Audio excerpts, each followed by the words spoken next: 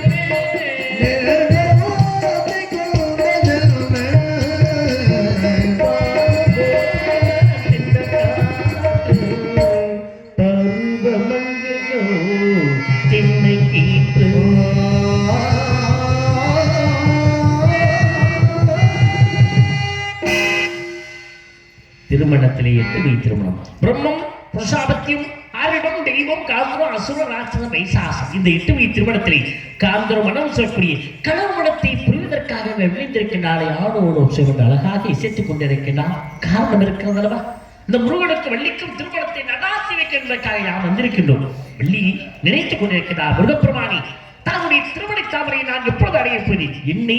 தாங்கள் எப்பொழுது ஆட்கொள்ள போகின்றேன் ஏங்கி காத்துக் கொண்டிருக்கவில்லை ஆளோடும் சொல்லிட்டு யார் இவள் இதற்காக வந்தா என்ன வேலையை அங்கே காவல் புரிகிறார் என்பதை பார்க்கும் பொழுது முன்பொரு சமயம் எமது பாட்டராகிய மகாவிஷ்ணுவின் கண்களில் தோன்றிய அமிர்தவள்ளி சுந்தரவள்ளி என்னும் இருவர் அமிர்தவில் இணையானவர்கள் எப்பெருமான் முருகனும் திருமண தாமரை வந்தன் விட்டார் மற்றொரு சுந்தரவள்ளி குறுகிய தலைவர் நம்பின் வளப்புகளாய் வள்ளி என்ற பெயரில் முருகப் பெருமான என்று ஆயலோட்டி கொண்டிருக்கிறார் நதிகள் எல்லாம் ஓடுவதை பார்க்கும்போது டீ சாப்பிட்டான் நீங்க விட்டா வந்து டீ மறுபடிக்கு பச்சை தண்ணி ஆயிரும் நான் விட்டா பேசுறத விட்டா பச்சை தண்ணி ஆயிரும் பேசுறதுனால சுடுதண்ணியாவே குடிச்சுட்டான் ஆமா நதிகள் எல்லாம் ஓடுவதை பார்க்கும்போது சிறப்புக்குரிய இடமாக தந்தது நதியோரம்